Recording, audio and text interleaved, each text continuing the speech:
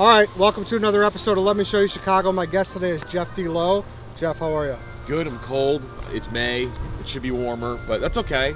I've never been this far outside of the city, like the city, like the downtown of Chicago. It's nice. I love it. Yeah, we are in Northbrook, Illinois right now because for this month's episode, we're doing a Ferris Bueller thing. Kind of like what we did for Home Alone, but for Ferris Bueller because on June 11th next week, it is the 40th anniversary when the movie premiered. But what's special about today's release date, is June 5th was the actual day that Ferris took off. So we're about to get hit by a car. As you know that. It's all right, let him hit us. Okay. June 5th was the day that he actually took off. We know that because that's when the Cubs game was from. So that was 41 years ago today. And we're starting it off here because right behind us you see the water tower. It's the water tower where it did at one point say save Ferris. Well, like, why take it off? The village of Northbrook just decided to make it like a powdered blue. Why? Like, so we drove in and we're like, I was like, okay, it's gotta be on the other side. And then we get to the other side, we're like, oh, maybe it's on like it's just, why take it off? We could have gone to any water tower. We're like, it's it.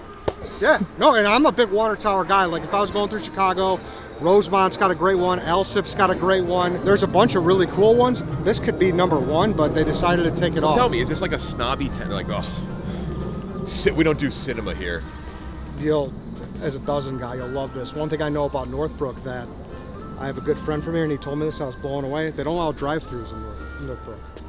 No, there's no drive-thru. So okay, so this now makes a little more sense. I mean, it's cool. It's cool to see. Like, obviously, like, you know, I mean, it's a standard water tower, but like, that's it. Yes, that's it. If I was ever to run for the mayor, the president of Northbrook, I would run on that ticket. We got to get Save Ferris back up there. This is a tough start to the tour, but I think we'll rebound. We're gonna go to some cool places. There's a garbage truck coming, so we're gonna wrap this up. We're gonna go to the school first. Put it back on the damn water tower. That's it. Now, typically the movie starts in Ferris's house. Fun fact about Ferris's house, the exterior was not in Chicago or Northbrook or wherever. It's actually in California. Oh, that's a bummer. Yes, so we can't go there, which sucks. It's got a nice little circle driveway. But honestly, I kind of wanted to know from you in general, like, are you a big John Hughes guy? You know, I had this, you're our movie guy, so that's why I tabbed you for this one. But like, I don't think I really even asked if you really enjoy his movies all that much. Yeah, no, he's a legend. There are great directors, and then there are great writers, and there's great storytellers, but then there's people who, their movies are a genre. And John Hughes movies are a genre of movie.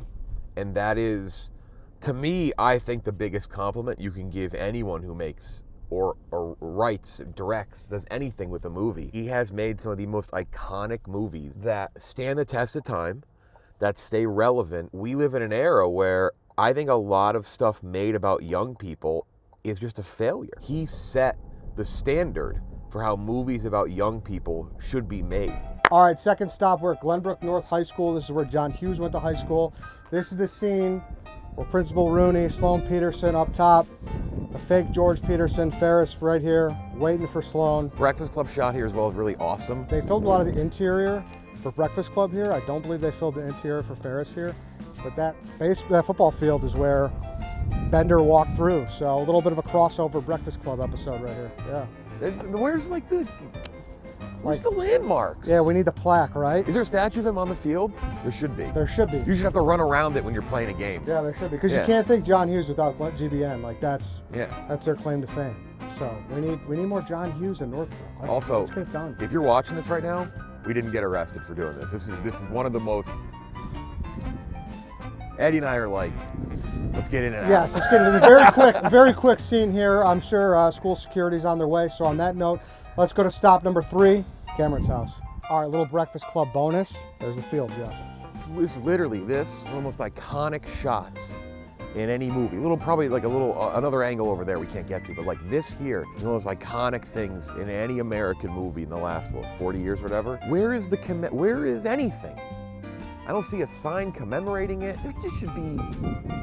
This is it. Crazy. I know. One of the best ending shots ever. All right, let's go to Cameron's house. All right, Cameron's house. Thoughts? Very cool. Like, very fucking cool. I kind of figured it'd be a little different. Like Outside, feels very yeah. untouched, right? Supposedly it was in like a state of ruin at one point, and they were gonna, I don't know if it was, condemn is not the right word, but maybe they were gonna completely demolish it, but whoever bought it kind of kept it the way it is. They did some like indoor renovations and whatnot, so. Oh God, the woman's coming out of her house now. It's largely what it is. They're very home. So we're gonna make this a quick stop as well. I don't know, I feel like I want to army crawl over there, see if we get a piece of the Ferrari or something. It is awesome. Like one of the coolest houses I've ever seen. Yeah, get the bumper or something, see if the fucking tail light's still over there in the grass. It'd be sick. This has been a great stop on Jeff and Eddie trespass around Chicago.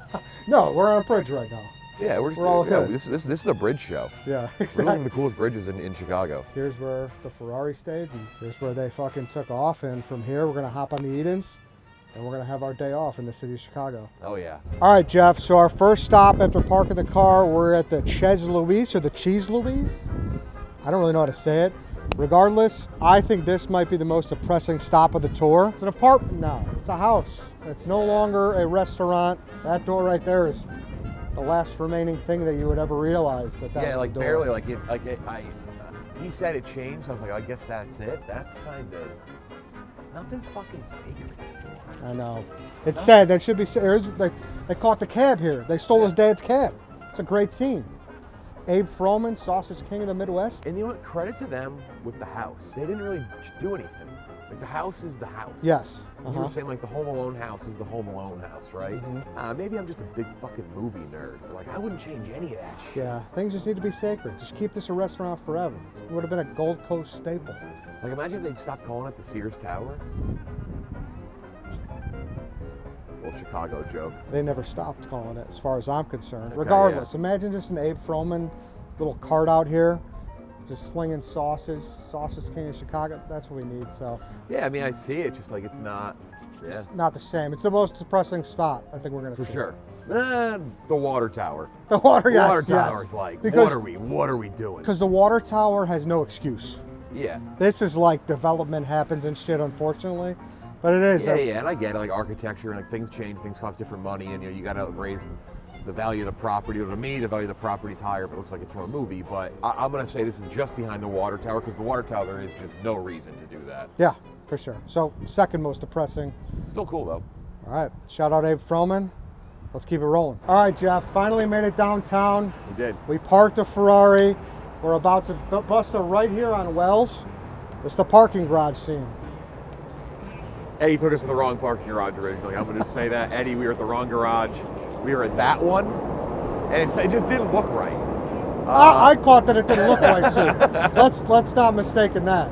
But originally we did go there. But, yeah, I mean, I'll tell you what, it's not much different from that one. No, this is like, we talked about, there's some things that have changed, and I know we're going to another place soon that, like, really looks different. Yes. But this is, but also, like, why did you change the parking garage? But no, this is it right here. Home of one of the more iconic car scenes in any movie. We're also literally probably where they were standing when those guys fucking stole it. So that's kind of sick too. Zip on out of there. Like this was almost a shot on this street, so. It is like, it's a great example too of like, look how just rich, like, and I know these buildings have been different since the movie came out, but like, this is just like very like Chicago. There's a fucking train up there. It's just like, this is like, it's a great example of like good location scouting. Yeah. And like think about like, the garage that we were at actually like stinks, but it's like one block down. Like this one, just like the shot down this. Yeah, the fact that they bust that right down Wells under the L is everything. So, really cool. Now, next in the movie, they go to the Board of Trade, which unfortunately, if you talk to any person who worked at the Board of Trade, is not the same anymore. Technology and computers just kind of ruined the pit, as those guys would call it. So we're not going there. We already went to the Sears Tower with Danny and Jackie in February. You'd be happy to know they do commemorate it. They got a little plaque there. That's good. It says, this is where Ferris Bueller, Sloane, and Cameron looked out the window. So we could flash back to that.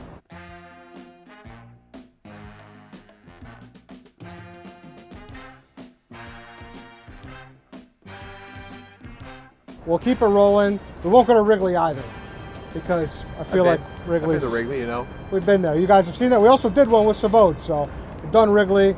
So we're gonna skip that one as well.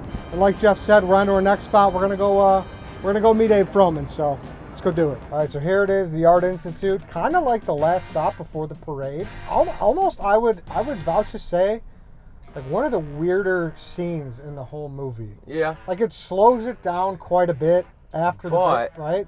Them standing there is one of the more iconic shots in the movie. Yeah, no, it definitely is. And you want to talk about recreated movie scenes in big cities? How often do you think people fucking stand in there and recreate that scene? Totally. And the Lions are iconic if you're from Chicago. Yep. So yeah, that's kind of it. And then we're gonna head to our final stop of the tour. I bet you guys can probably guess where this is. So, all right, Jeff, our final stop. We're under a structure that is called the Flamingo. I get it. Yeah. You see it? Flamingos aren't red, but whatever. We're under the Flamingo statue. Here's Dearborn right here. This is the street the parade's on. Cameron and Sloan are having the conversation. Literally right here. Yes. And like the shot would be, it's kind of them looking this way. Cameron's like, what am I gonna do? Like everything works out for Ferris, but my life sucks. My dad hates whatever, you know what I mean? And Ferris on the float, they turn it to the twist and shout. Iconic scene. Oh, I mean, in terms of like a comedy, like one of the greatest scenes ever. Such a feel-good scene too. And use of a song, one of the greatest uses of a, not like an original song for the movie, just like just in the soundtrack and just, yeah, I mean, a great scene.